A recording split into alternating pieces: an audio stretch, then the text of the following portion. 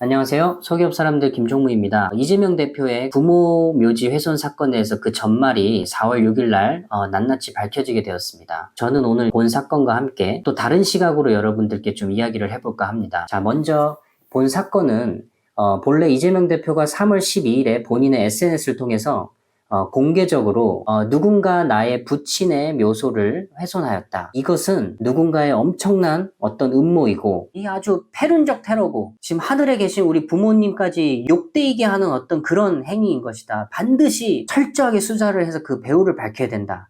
라고 이제 이렇게 얘기를 하면서 메시지를 남기게 됩니다. 그러면서 경찰들이 바로 그냥 수사에 착수를 하게 되죠. 그 결론이 바로 4월 6일 날 밝혀지게 되었던 것입니다. 바로 경주 이씨의 일부 문중 인사가 그 이재명 대표가 고전하고 있으니, 자, 여기서 얘기하는 고전하고 있다는 것은 이재명 대표가 당시 20대 대통령 선거에 나갔지만 도지사 자리를 이렇게 포기하고요. 나갔지만 결과적으로는 좋지 않았죠. 그 낙마를 하였기 때문에 이 정치적으로는 어쩔 수 없이 이 사법 리스크가 존재할 수밖에 없습니다.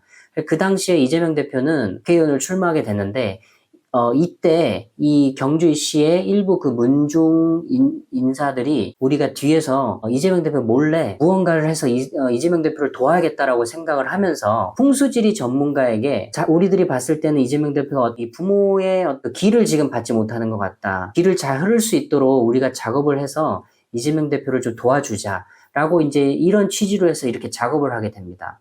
그래서 그 작업을 한 것이 뭐냐? 바로 이 돌덩이에다가 그 한자로 생명기라고 이렇게 한자를 적고 그것을 이제 그 묘지 주변에다 이렇게 묻게 되는 어떤 그런 작업을 행하게 됩니다. 그런데 이 생명기 작업이라는 게 뭐 여러분들이 생각하시는 것만 그렇게 간단하게 아니더라고요. 제가 수소문하고 좀 알아본 결과 이 생명기 작업이라는 것은 뉴스 기사에서는 5개에서 6개 정도의 그 돌이 묻어 있다고 얘기를 했는데 그 돌의 사이즈가 전부 같아야 되고 제일 중요한 게 이 돌의 위치가 풍수지리에서 사용하는 해철이라는 이 도구를 가지고 약간 나침판 같은 겁니다. 그거를 가지고 이 돌의 위치를 정확하게 그 기의 흐름에 따라서 이 돌의 위치를 이렇게 정교하게 놓아야만 이 기가 비로소 이재명 대표한테 흘러갈 수 있다.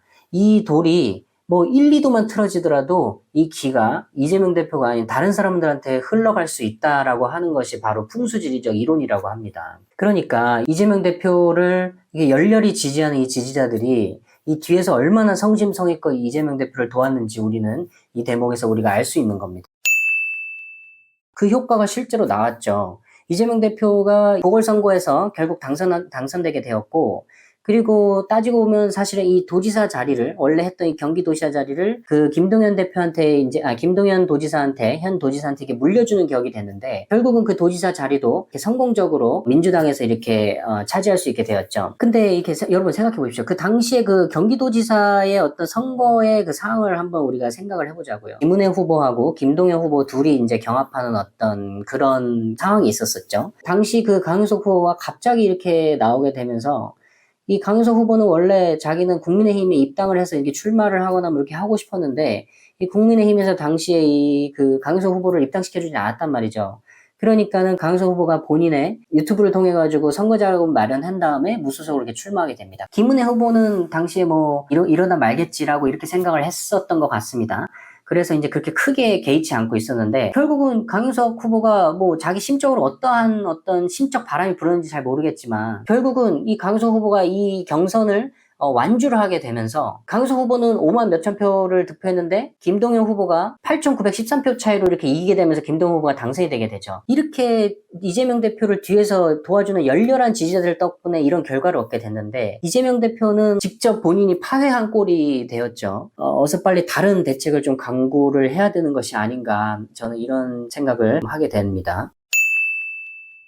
제가 여러분들께 말씀드리고 싶은 부분이 바로 여기 있습니다. 저희 채널에서는 그 직장인분들에게 열심히 하십시오, 파이팅 하십시오 라고 이제 이렇게 항상 메시지를 전달을 해왔지만은 저는 오늘 기업 오너분들에게 또 사장님들에게 좀 하고 싶은 얘기가 이렇게 있습니다. 자, 이재명 대표의 이 열렬한 지지자들 한번 보십시오. 그 뒤에서 얼마나 이렇게 정성적이고 이재명 대표를 향한 마음이 얼마나 이렇게 순수합니까? 저렇게 뒤에서 도와주는 사람들이 있어야 그 인물이 될 수가 있는 겁니다. 기업 오너분들, 그 그 사장님들, 자기 직원들한테 반드시 음덕이라는 것을 베풀 줄 알아야 됩니다. 음덕을 베풀 줄 알아야 결국은 그 직원들이 그것에 감동을 받고 뒤에서 또 얼마나 성심성 있고 일을 해줄 거라고 생각이 들지 않으십니까?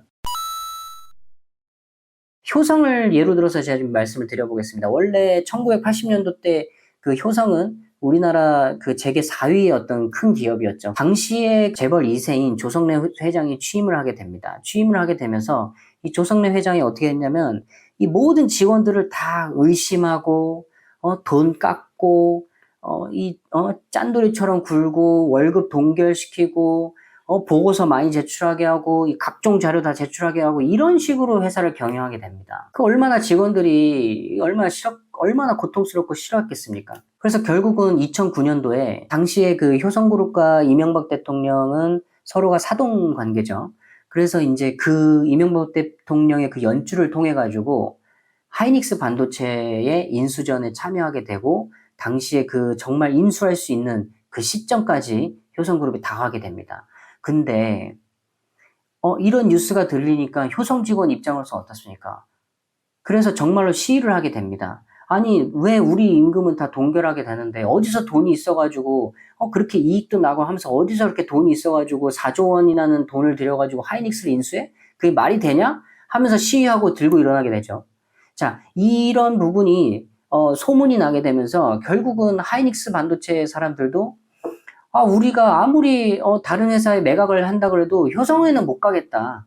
그 하이닉스 전체 직원들이 일어나게 되면서 그거에 대해서 반대를 하게 됩니다. 그리고 조성래 회장 일가의 미국 부동산 매입 관련 의혹까지 터지면서 결국은 인수를 포기할 수밖에 없게 되었죠. 자, 그래서 그 하이닉스 반도체가 지금은 어디 있죠? 네, SK그룹에 있죠. SK그룹은 지금 뭐 재계 한 3위죠. 이렇게까지 SK그룹은 계속 성장을 해나가고 있는데 반면에 효성은 어떻게 됩니까? 재계 순위에서도 떨어지고, 그리고 지금 효성 일가들은 기소되고 구속되고 난리 났죠. 한국타이어 회장도 구속됐죠. 아주 그냥 패가 망신이 따로 없습니다. 이것이 뭐냐면 이들을 지지해주는 사람이 없으면, 이 지지해주는 에너지가 없으면 그렇게 될 수밖에 없다는 것을 우리가 이렇게 간접적으로 볼 수가 있는 것입니다. 기업 오너분들, 자기 직원한테 베풀지 못하는 오너는 결국 누군가의 지지를 받을 수가 없는 겁니다. 그 누군가가 이 오너 본인이 행한 이 음덕 때문에 그것을 감동을 하고 은혜를 갚고 싶다 이런 마음이 생겼을 때 그 어떠한 직원이 바로 그 생명기를 묻어줄 수 있는 겁니다. 그 생명기를 묻어줌에 따라 이 기업이 성장을 하고 그 성장한 기업이 또 대기업이 될 수 있고 이렇게 지지자가 있어야만 이 기업이 이렇게 성장해 나갈 수 있다는 것을 우리가 본 사건을 통해서 이렇게 우리가 알 수 있는 겁니다.